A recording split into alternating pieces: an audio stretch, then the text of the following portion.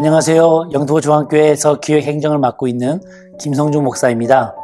우리 쉐마 성도님들 한 주간 평안하셨는지요? 환절기에 감기 조심하시길 바라겠습니다. 오늘은 누가복음 20장 9절부터 16절까지 나오는 악한 농부의 비유를 살펴보면서 우리가 함께 은혜를 나누고자 합니다. 오늘의 본문의 말씀은 예수님께서 포도원에 관한 비유를 드시는 것인데, 악한 농부들을 오래 참으시는 그 주인의 심정을 말씀하시면서 이 악한 바리새인들과 대제사장들의 만행을 오랫동안 참으시는 하나님의 은혜에 대해서 말씀하십니다. 먼저 내용을 요약해 보겠습니다. 포도원 주인이 포도원을 아주 잘 만들어 놓고 그 포도원을 농부에게 빌려줍니다. 그리고 주인은 타지에 오랫동안 나가 있습니다. 수확철이 되어서 한 종을 그 포도원 농부에게 보내 계약대로 그 열매의 일부를 달라고 합니다. 그런데 그 포도원을 빌렸던 농부들은 종을 때리고 빈손으로 내쫓아 버립니다. 전혀 계약에 맞지 않는 일을 하고 있는 거죠.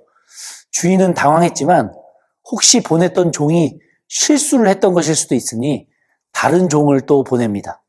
그러나 그 종도 몹시 맞고 능욕까지 당하고 빈손으로 돌아옵니다. 이제 주인은 농부들에게 화가 많이 났을 겁니다. 그래도 한 번 더 종을 보냅니다. 역시나 그 종도 맞고 쫓겨납니다. 이제 화가 난 이 주인은 누굴 보낼까 고민하다가 자신이 사랑하는 아들을 보내기로 결심합니다. 왜냐하면 아들은 곧 주인을 상징하는 존재이니까 그때는 농부들이 마음을 바꾸고 계약대로 비로소 열매를 내어줄 것이라고 판단했기 때문이죠. 그러나 농부들은 그 아들을 보자 저 아들이 상속자인데 저 상속자를 죽이고 포도원을 우리 것으로 만들자라고 작당한 이후에 그 상속자를 포도원 밖으로 내쫓고 죽였습니다. 그럴 때 포도원 주인은 어떻게 해야 합니까? 이제는 군대를 이끌고 가서 그 악한 농부들을 처벌하고 다른 농부에게 포도원을 맡기지 않겠습니까? 이 비유의 말씀을 들은 군중들은 그런 악한 농부 같은 사람이 없기를 바랍니다 라고 말합니다. 그렇게 비유의 말씀이 끝이 나요. 여기서 두 가지 궁금한 의문이 생깁니다. 첫 번째로는 왜 주인은 사랑하는 아들까지 보냈을까? 하인들을 3번이나 보내서 다 허탕을 쳤으면 그걸로 끝 아닌가? 근데 왜 주인은 굳이 사랑하는 아들까지 보냈을까라고 하는 의문점이 생깁니다. 두 번째로는 악한 농부들은 왜 아들을 죽이면서 자신들이 그 밭을 소유할 수 있다라고 생각했을까? 아들이 죽는다고 밭을 가질 수 있는 것은 아닐 텐데요. 왜 그런 작당을 했을까? 궁금합니다. 이 두 가지 궁금증을 풀어보면서 오늘 말씀을 나누겠는데요. 먼저 당시 토지 소유권에 관한 시대적인 상황을 알아봐야 됩니다. 당시에 이스라엘의 부유한 유대인들이나 로마 지도자 계층 사람들은 이 팔레스타인 경작지를 많이 소유하고 있었습니다. 그래서 대부분의 땅을 임대 주었고 임대받은 농민들은 소출물의 일부를 그 주인에게 주는 것으로 임대료를 대신했습니다. 그런데 때로는 그 주인이 죽어서 아들이 그 땅을 물려받을 때 이 재산 목록에서 그 밭이 빠질 때가 있었고 몇 년이 지나도 주인이 소출물을 받으러 오지 않을 때도 많았다고 하는 것이죠. 그 당시 로마 전쟁 시대였음을 감안하자면 로마 지도자 계층이 소유하고 있던 그 땅은 언제 주인 없는 땅이 될지 모르는 상황이었습니다. 그러니 몇 년이 지나도 주인이 오지 않게 되면 결국 그 땅의 소유권을 두고 이제 유대인들끼리 분쟁이 일어나기 일쑤였고 또 그 땅을 소유하기 위해서 살인까지도 벌어지는 비극도 있었습니다. 그래서 유대인들 중에 생긴 법칙 중에 하나가 점유자의 권리라고 하는 규칙으로 수익을 내는 땅을 임대받아 쓰고 있는데 주인이 3년간 오지 않고 방치한다면 주인에게 어떤 일이 생긴 것으로 보고 그 땅을 더 이상 관리할 수 없는 것으로 간주해서 그 땅의 소유권이 임대한 사람에게 넘어가는 법이었습니다. 충분히 그 혼란한 시대에 맞는 법 같습니다. 자, 그렇다면 이 비유의 말씀의 주인공은 누구일까요?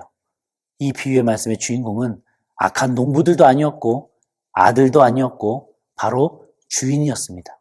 주인은 3번이나 하인들을 보내서 수확물 중에 일부를 받으려 했음에도 전부 실패했습니다. 임대받은 농부들의 속셈은 아주 정확했습니다. 안 주겠다는 거예요.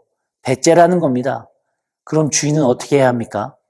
이스라엘도 엄연히 법치국가 아닙니까? 법 제도를 잘 이용해야겠죠. 로마 정부가 이스라엘을 다스리면서 로마 총독을 보내서 관리하지 않았습니까?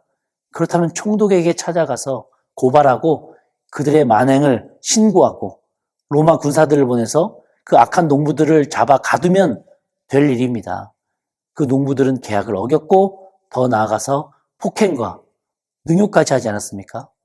당시에 중동은 명예를 아주 중요하게 여겼던 시대였기 때문에 그 주인의 구겨진 명예를 다시 회복하기 위해서라도 최소한 당한 만큼은 갚아줘야 면이 서는 그러한 시대였습니다. 솔직히 부자 주인의 능력이라면 로마 정부의 힘을 빌리지 않고서라도 개인적으로 사람들을 사서 군대를 이끌고 그 농부들에게 보복할 수도 있는 상황이었습니다.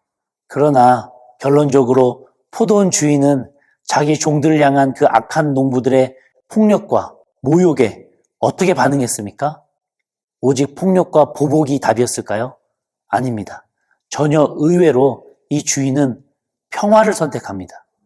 이 농부들의 자발적인 변화를 기대하며 자신이 아끼고 사랑하는 아들을 보내죠.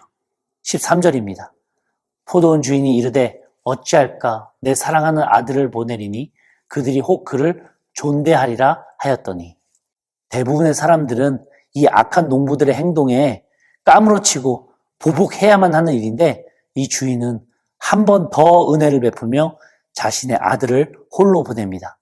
13절에 그는 존대하리라 이 부분을 원어적 표현으로 바꾸어 표현하자면 그들이 수치심을 느낄지도 모르겠다라고 하는 내용이었습니다. 이 악한 농부들에게 사랑하는 아들을 보내면 그 아들은 차기 주인인 셈입니까? 그 아들에게는 존대하고 그간 실수에 수치심을 느끼겠지라고 주인은 생각했던 것입니다. 그렇다면 악한 농부들의 반응은 어떠했을까요? 14절에 나옵니다. 농부들이 그를 보고 서로 의논하여 이르되 이는 상속자니 죽이고 그 유산을 우리의 것으로 만들자 하고 주인의 마지막 호의를 이 농부들은 오히려 악용해서 이젠 포도원마저도 자신들이 가지려고 합니다. 정말 나쁜 사람들이죠. 그래서 그 아들을 내쫓고 따라가 죽입니다. 이후에 농부들은 자기 신분을 잊어버린 채 주인 행세를 하기 시작하죠. 자, 이쯤 되면 우리가 궁금했던 두 가지 질문의 답을 다 알 수 있습니다.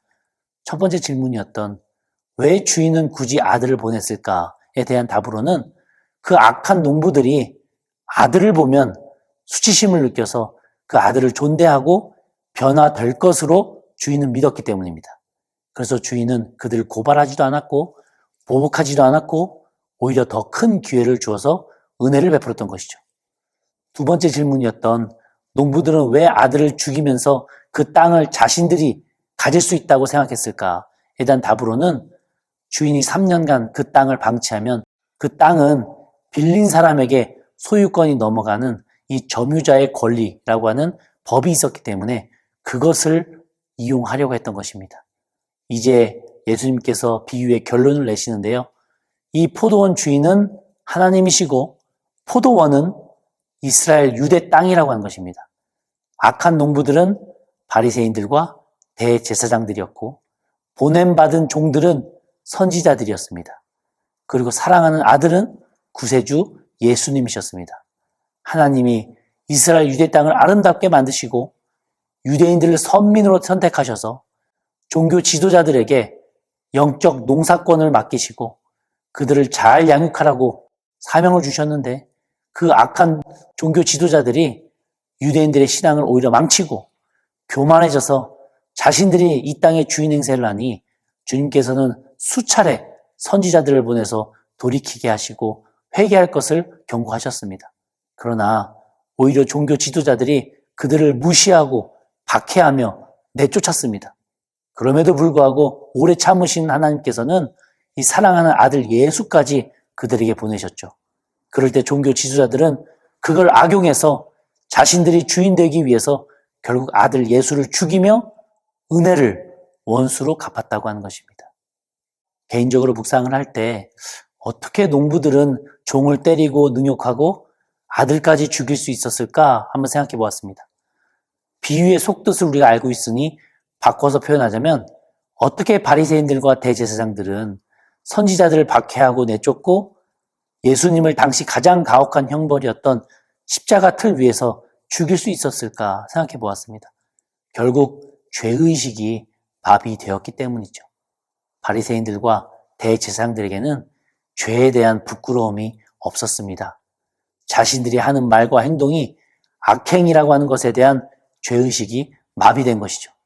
게다가 우리는 주님께 선택받은 지도자들이기 때문에 특별하다라고 하는 특권의식까지 더해지니 양심에 화인 맞은 사람이 되어서 사람 죽이는 일까지도 서슴지 않았다고 하는 것입니다.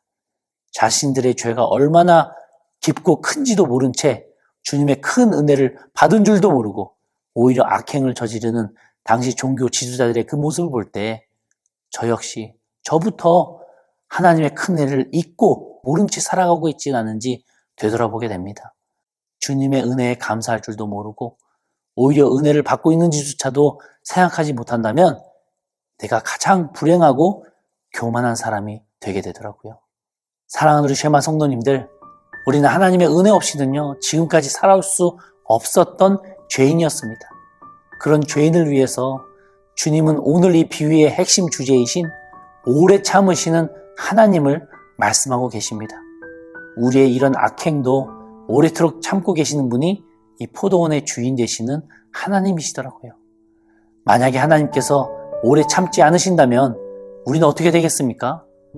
우리가 죄를 짓고 악행할 때마다 하나님이 심판하신다면 부족한 우리는 회개할 기회도 없을 것이며 아마 이 세상에 지금까지 살아남은 사람은 한 명도 없을 겁니다.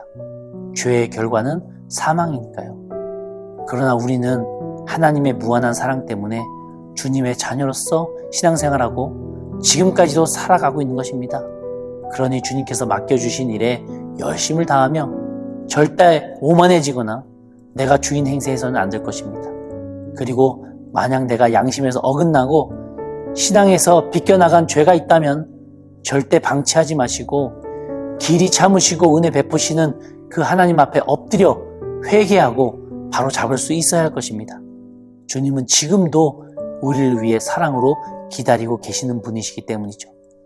그러니 사랑하는 우리 쉐마 성도님들, 한 주간도 이렇게 오래 참으시는 하나님의 은혜에 감사드리며 그 은혜의 회개로 보답할 수 있는 저와 우리 성도들 되시기를 간절히 부탁을 드립니다. 그 회개를 통해 주님의 포도원의 열매가 가득한 기쁨의 역사가 있게 될 것입니다. 한 주간도 평안하시고 또 건강하시길 바랍니다.